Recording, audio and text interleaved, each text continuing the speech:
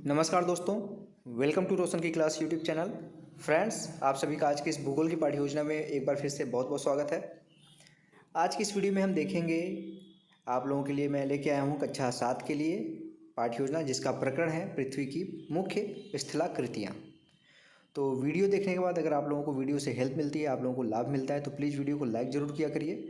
और daily basis पे ऐसे ही नए नए सब्जेक्ट्स, यहाँ पे नए नए पाठ्य योजना की वीडियो देखने के लिए किसी भी विषय का और किसी भी क्लास का रोशन की क्लास यूट्यूब चैनल से जुड़ जाइए। जुड़ना बिल्कुल फ्री है। नीचे लाल कलर का सब्सक्राइब बटन, उस पर क्लिक करके सब्सक्राइब कर लीजिए। साथ ही साथ बेल आइकन को दबा के रखिए।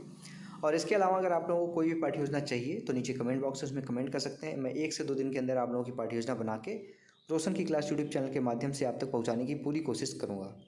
तो शुरू करते हैं आज की पाठ्य योजना। आपको पता ही है कि आप जिस पेज पे पाठ्य योजना बनाना स्टार्ट करते हैं, उस पेज के बीचों बीच इस तरीके से आपको पाठ्य योजना संख्या लिखनी होती है, या फिर अगर आपके कॉलेज में दैनिक पाठ्य योजना कहा जाए तो दैनिक पाठ्य योजना संख्या लिखनी होती है। जैसे यहाँ पे मेरी संख्या है 17। ज़रूरी नहीं कि आप 17 लिखें, आपकी जितनी नंबरिंग होगी 1 2 3 4 5 6 जो भी नंबर होगा आप अपने अनुसार लिखिएगा यहाँ पे। नेक्स्ट आपको विद्यालय का नाम लिखना है, जिस विद्यालय में आप पाठ्य योजना पढ़ाने के लिए जाएंगे। आपको अपना नाम लिखना है, छात्राध्यापक या फिर छात्राध्यापिका। लड़कियाँ तो छात्राध्यापिका हो जाएगा और लड़कियाँ तो छात्राध्यापक का नाम। नेक्स्ट आपको डेट लिखना है, यानी दिनांक लिखना है। विषय भूगोल है, मैं पहले बता चुका हूँ। कालांश यानी कि किस पीरियड में आप जाएंगे इस चैप्टर को पढ़ाने, प्रथम द्वितीय तृतीय चतुर्थ, जो भी पीरियड में जो पीरियड आपको मिलेगा उसका नाम लिखेंगे। काफ़ी कॉलेजेस में कालांश को ही चक्र भी कहते हैं। कक्षा 7वीं है, प्रकरण में पहले बता चुका हूँ आप लोगों को, पृथ्वी की मुख्य स्थलाकृतियाँ। समयावधि है 35 मिनट 36 मिनट, जो भी आपको कॉलेज वाले ये अलॉट करेंगे। 35 मिनट की क्लास देंगे तो 35 मिनट लिखिएगा, 40 मिनट की क्लास देंगे तो 40 मिनट लिखिएगा। जितना भी समय वो देंगे वो उसको इस हिसाब से लिख दीजिएगा। वर्ग है ए, यानी कि कक्षा 7 के सेक्शन ए में आप जाएंगे इस चैप्टर को पढ़ाने। उसके बाद आपको अगली हेडिंग यहाँ पे देखिए लिखनी है शिक्षण उद्देश्य। शिक्षण उद्देश्य को ही यहाँ पे विशिष्ट उद्देश्य भी कहते हैं। अगर इसके पहले आपके कॉलेज में कहे कि सामान्य उद्देश्य हेडिंग भी लिखना है, तो सामान्य उद्देश्य का मतलब होता है कि आपको जो आपका जो विषय है, जैसे हमारा आज का विषय क्या है, सामाजिक विज्ञान, और उप विषय क्या है, भूगोल। तो ये पढ़ाने के बाद बच्चे क्या क्या सीखेंगे उसके बारे में सामान्य उद्देश्य में कम से कम 4 से 5 पॉइंट और मैक्सिमम 8 से 10 पॉइंट लिखना होता है। कोई अन्य वीडियो देखिएगा मेरी, उसमें आपको सामान्य उद्देश्य मिल जाएगा। यहाँ ऊपर आई बटन पर क्लिक करके आप देख सकते हैं। और उसके बाद अब यहाँ पे देखेंगे विशिष्ट उद्देश्य आता है। विशिष्ट उद्देश्य को यहाँ पे शिक्षण उद्देश्य कहते हैं। इसको 2 कॉलम में डिवाइड करना होता है। 2 कॉलम की जगह 3 कॉलम में भी डिवाइड कर सकते हैं अगर क्रम संख्या लिखनी है तो, नंबरिंग करनी है अगर 1 2 3 4। शिक्षण उद्देश्य एक कॉलम बनेगा और दूसरा कॉलम बनेगा अपेक्षित व्यवहारगत परिवर्तन। आपका जो टॉपिक होगा उसको पढ़ाने के बाद बच्चे क्या क्या सीखेंगे उसके बारे में यहाँ पे इस कॉलम इस हेडिंग के अंतर्गत लिखना होता है। तो पहला यहाँ पे हेडिंग है ज्ञानात्मक उद्देश्य। इसमें पहला पॉइंट लिखा गया, विद्यार्थी पृथ्वी की मुख्य स्थलाकृतियों का प्रत्यास्मरण कर सकेंगे। दूसरा पॉइंट लिखा गया, विद्यार्थी पृथ्वी की मुख्य स्थलाकृतियों का प्रत्याभिज्ञान कर सकेंगे। दूसरा हेडिंग है अवबोधात्मक, यानी कि इसी को ही बोधात्मक भी कहते हैं।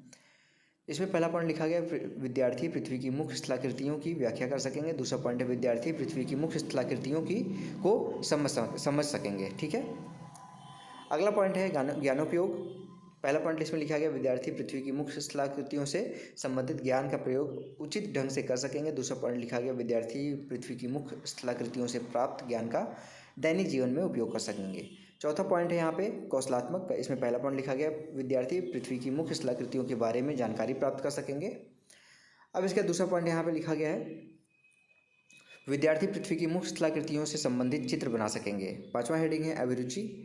इसमें पहला पॉइंट लिखा गया, विद्यार्थी पृथ्वी की मुख्य स्थलाकृतियों के विषय में जानकारी में रुचि ले सकेंगे। दूसरा पॉइंट लिखा गया, विद्यार्थी पृथ्वी की मुख्य स्थलाकृतियों के विषय में विचार विमर्श करने में रुचि ले सकेंगे। छठवां पॉइंट है, पहला इसमें लिखा गया है पॉइंट, विद्यार्थी पृथ्वी की मुख्य स्थलाकृतियों के प्रति सकारात्मक दृष्टिकोण उत्पन्न कर सकेंगे। दूसरा पॉइंट है, विद्यार्थी पृथ्वी की मुख्य स्थलाकृतियों के प्रति वैज्ञानिक दृष्टिकोण का विकास कर सकेंगे। अब इसके बाद आता है अगला हेडिंग आपका सहायक सामग्री, यानी कि किन किन सामग्रियों की सहायता आप लेंगे शिक्षण कार्य करने के लिए। तो यहाँ पे देखिए लिखा है, आप सबसे पहले लिख दीजिए कक्षोपयोगी उपकरण, जिसमें आपका सभी जो भी आप चीज़ यूज करेंगे कक्षा में क्लास के टाइम पे वो सारी चीज़ें आ जाएंगी। उसके बाद श्यामपट्ट का यूज करेंगे आप, चौक डस्टर लपेट फलक का यूज करेंगे, यानी कि रोलिंग बोर्ड जो आप ले जाते हैं ब्लैक कलर का, वो यूज करेंगे। चार्ट भी आप बना के ले जा सकते हैं, पृथ्वी की अलग अलग स्थलाकृतियों के बारे में चार्ट पे बना के ले जा सकते हैं आप। अगली हेडिंग है पूर्व ज्ञान। पूर्व ज्ञान में लिखना है, विद्यार्थी पृथ्वी की मुख्य स्थलाकृतियों के बारे में सामान्य जानकारी रखते हैं। नेक्स्ट आता है आप सबसे इंपॉर्टेंट पॉइंट, सबसे इंपॉर्टेंट हेडिंग, लेसन प्लान का प्रस्तावना प्रश्न। इसको आपको 3 कॉलम में डिवाइड करना होता है। क्रम संख्या, छात्राध्यापक क्रिया, विद्यार्थी क्रिया। छात्राध्यापक की जगह लड़की हैं आप तो छात्राध्यापिका क्रिया हो जाएगा। कम से कम 3 प्रश्न पूछ के अपना प्रकरण निकलवा सकते हैं। ज़्यादा से ज़्यादा 5 से 6 प्रश्न पूछा जा सकता है अपना प्रकरण निकलवाने के लिए। प्रश्नों के क्रम में क्रमबद्धता होनी चाहिए, यानी पहले प्रश्न का जो उत्तर आएगा उससे दूसरा प्रश्न बनेगा, दूसरे प्रश्न का जो उत्तर आएगा उससे तीसरा प्रश्न बनेगा। ठीक है, तो पहला प्रश्न यहाँ पे देखिए, आप बच्चों से पूछेंगे पृथ्वी का यहाँ पे सामान्य भाग जहाँ जीवन पाया जाता है क्या कहलाता है। यहाँ पे सामान्य है, याद रखिएगा, ये सामान्य कर लीजिएगा। तो बच्चे बोलेंगे जयमंडल। दूसरा प्रश्न फिर बनेगा जयमंडल के कितने भाग होते हैं, बच्चे बोलेंगे 3। तीसरा प्रश्न है इन तीनों भागों के नाम बताइए, तो बच्चे बोलेंगे स्थलमंडल, जलमंडल और वायुमंडल। फिर चौथा क्वेश्चन है स्थलमंडल पर पाई जाने वाली आकृतियाँ क्या कहलाती हैं, तो बच्चे बोलेंगे स्थलाकृतियाँ। और पांचवा क्वेश्चन है पृथ्वी की मुख्य स्थलाकृतियों के बारे में आप क्या जानते हैं, विस्तारपूर्वक बताइए। बच्चे नहीं बता पाएंगे, संभावित उत्तर हो जाएगा। कोई बच्चा कोशिश करेगा बताने का तो संभावित उत्तर हो जाएगा, संभावित उत्तर लिख दीजिए। जैसे संभावित उत्तर होगा बाकी बच्चे शांत रहेंगे तो अपना उद्देश्य कथन आप बोलिए।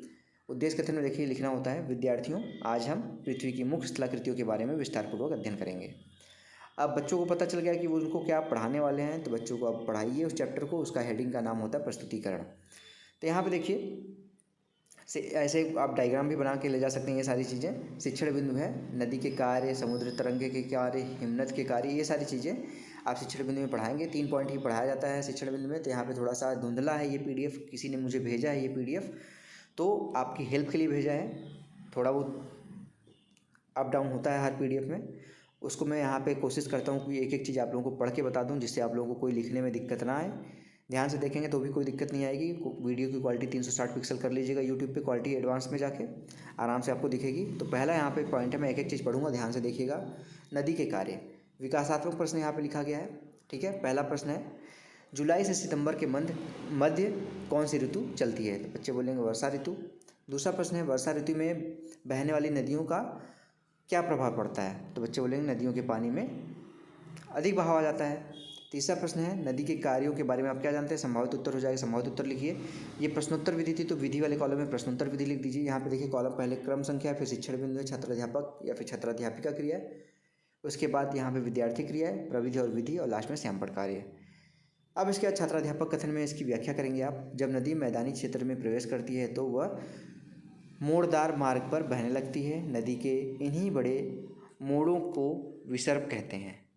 इसके बाद विसर्पों के किनारों पर लगातार अपर्दन एवं निक्षेपण शुरू हो जाता है। कभी कभी नदी के तटों पर बाढ़ आ जाती है। नदी के उत्थिल तटों को तटबंध कहते हैं। विद्यार्थी वाले कॉलम में देखिए लिखा गया है, विद्यार्थी ध्यानपूर्वक सुनेंगे, वो मुख्य बिंदुओं को अपनी अभ्यास पुस्तिका में लिखेंगे। ये व्याख्या दे रहे थे तो व्याख्या विधि लिख दीजिए, और श्यामपट्ट पे देखिए वही जो आपने पढ़ाया है छात्राध्यापक कथन में, उसी में से कोई इंपॉर्टेंट चीज़ यहाँ पे आप श्यामपट्ट पे लिख दीजिए, जिससे बच्चे इंपॉर्टेंट पॉइंट अपनी कॉपी में नोट कर सकें। तो यहाँ पे देखिए लिखा गया, जब नदी मैदानी क्षेत्र में प्रवेश करती है तो वह मोड़दार मार्ग पर बहने लगती है। नदी के इन्हीं बड़े मोड़ों को विसर्प कहते हैं। बोध प्रश्न फिर आता है। बोध प्रश्न में आप पहला प्रश्न पूछेंगे, नदी किस क्षेत्र में प्रवेश करती है, बच्चे बोलेंगे मैदानी क्षेत्र में। दूसरा क्वेश्चन है नदी के उत्तल तटों को क्या कहते हैं, बच्चे बोलेंगे तटबंध। अब आता है आपका अगला यहाँ पे शिक्षण बिंदु दूसरा, समुद्र तरंग के कार्य। विकासात्मक प्रश्न फिर से आप पूछेंगे बच्चों से। पहला प्रश्न है धारा जलमुख रूप से कहाँ होती है, ठीक है, तो बच्चे बोलेंगे महासागरों में, तालाबों में। दूसरा है यहाँ पे प्रश्न, महासागरों के अतिरिक्त जल के और कौन कौन से स्रोत हैं, तो बच्चे बोलेंगे महासागरों के अतिरिक्त तालाब है, नदी है। उसके बाद तीसरा प्रश्न है समुद्री तरंग के कार्यों के बारे में आप क्या जानते हैं, तो बच्चे बता नहीं पाएंगे, इसको संभावित उत्तर हो जाएगा। संभावित उत्तर लिख दीजिए, प्रविधि वाले कॉलम में प्रश्नोत्तर लिख दीजिए। फिर से छात्राध्यापक कथन में इसकी व्याख्या करिए आप। समुद्री तरंग के अपर्दन एवं निक्षेपण तटीय स्थलाकृतियाँ बनाते हैं। समुद्री तरंगें लगातार सैलों से टकराती हैं, जिससे दरार विकसित होती है। समय के साथ ये बड़ी और चौड़ी हो जाती हैं। इनको समुद्री गुफा कहते हैं।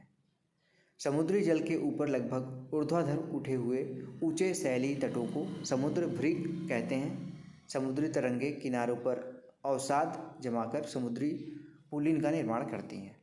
विद्यार्थियों वाले कॉलम में सेम चीज लिखना है। विद्यार्थी ध्यानपूर्वक सुनेंगे, वो मुख्य बिंदु को अपनी अभ्यास पुस्तिका में लिखेंगे। व्याख्यान विधि थी तो व्याख्या लिख दीजिए, और श्यामपट्ट पे देखिए लिखा गया है। श्यामपट्ट कार्य के लिए आप ब्लैक पेपर खरीद लीजिए, वाइट स्पार्कल पेन, उससे आराम से आप लिख सकते हैं। काफ़ी बच्चे पूछते हैं कि कैसे लिखा जाए, इसलिए मैं बता दे रहा हूँ यहाँ पे आपको।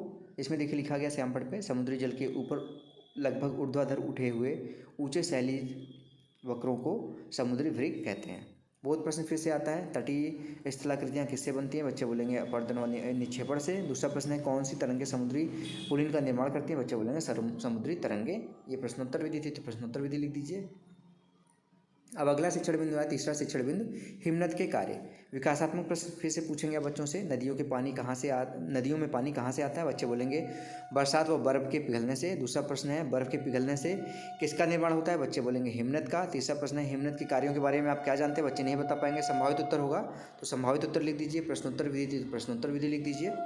छात्राध्यापक कथन में इसकी व्याख्या करिए फिर से। हिमनद अथवा हिमानी बर्फ़ की नदियाँ होती हैं। हिमनद अपने नीचे की कठोर चट्टानों से गोलाश्मी मिट्टी और पत्थरों को अपरदित कर देती है। हिमनद गहरे गर्तों का निर्माण करते हैं। हिमनद के द्वारा लाए गए पदार्थ जैसे छोटे छोटे सैल, रेत एवं तलछर मिट्टी निक्षेपित होते हैं। ये निक्षेप हिमनद या फिर हिमोड़ का निर्माण करती हैं। छात्र वाले कॉलम में लिखा गया है सेम चीज़, विद्यार्थी ध्यानपूर्वक सुनेंगे तथा मुख्य बिंदु को अपनी अभ्यास पुस्तिका में नोट करेंगे। व्याख्या विधि थी, व्याख्या लिख दीजिए। और श्यामपट्ट पे देखिए लिखा गया है हिमनद सक्रिय गर्तों का निर्माण गहरे गर्तों का निर्माण करती है। हिमनद के द्वारा लाए गए पदार्थ जैसे छोटे छोटे सैल, रेत एवं तलछर मिट्टी निक्षेपित होते हैं। बहुत प्रश्न है, गहरे गर्तों का निर्माण कौन करता है? बच्चे बोलेंगे हिमनद। दूसरा प्रश्न है, हिमनद में से कौन से पदार्थ निक्षेपित होते हैं? बच्चे बोलेंगे रेत व तलछर मिट्टी। प्रश्नोत्तर विधि लिख दीजिए प्रविधि वाले कॉलम में। अब आता है आपका यहाँ पे मूल्यांकन प्रश्न। मूल्यांकन प्रश्न में पहला बहुविकल्पी प्रश्न है। पहला है इसमें प्रश्न, नदी के उथल तटों को कहते हैं? बच्चे बोलेंगे यहाँ पे आपने पढ़ाया हुआ है, तो यहाँ पे आप सही से उसका आंसर दे सकेंगे। दूसरा प्रश्न है, यहाँ पे देखेंगे आप, समुद्र तरंग की विशेषता बताइए। समुद्र तरंग की विशेषता किनारा है या फिर सैल? तो यहाँ पे आप बताइए। बच्चों का पढ़ाए रहेंगे तभी आप बता पाएंगे, या फिर बच्चे बता पाएंगे आपके पूछे गए प्रश्नों को। अति लघु उत्तरीय प्रश्न है, विसर्ग किसे कहते हैं? दूसरा प्रश्न है, समुद्री गुफा किसे कहते हैं? अब यहाँ पे आता है लघु उत्तरीय प्रश्न। पहले 5वां क्वेश्चन है, नदी के कार्यों की व्याख्या कीजिए। दूसरा प्रश्न है, समुद्री तरंगों के कार्यों का वर्णन कीजिए। और लास्ट में आता है हेडिंग, लेसन प्लान में गृह कार्य यानी कि होमवर्क। इसमें देखिए दिया गया, बच्चों को घर से करके लाने के लिए कार्य, पृथ्वी की मुख्य स्थलाकृतियों का वर्णन कीजिए। बच्चे घर से लिख के ले आएंगे इसको, जिससे आपके द्वारा पढ़ाई गई चीज़ों को घर पर जाके रिवाइज करेंगे। और रिवाइज करेंगे तो आपके पढ़ाने का जो उद्देश्य था वो फुलफिल हो जाएगा। वो रिवाइज करेंगे तो उनको कुछ ना कुछ तैयार होगा ज़रूर। इस वीडियो की अगर आप लोगों को दोस्तों पीडीएफ चाहिए तो रोशन की क्लास टेलीग्राम चैनल से बिल्कुल फ्री डाउनलोड कर सकते हैं। और डेली बेसिस पे ऐसे इन्फॉर्मेटिव वीडियोस देखने के लिए रोशन की क्लास यूट्यूब चैनल से जुड़ जाइए। जुड़ना बिल्कुल फ्री है। नीचे लाल कलर का सब्सक्राइब बटन, उस पर क्लिक करके सब्सक्राइब कर लीजिए। साथ ही साथ बेल आइकन को दबा के रखिए। तो फ्रेंड्स, मिलते हैं नेक्स्ट वीडियो में। तब तक के लिए आप सभी का बहुत बहुत धन्यवाद। जय हिंद, वंदे मातरम।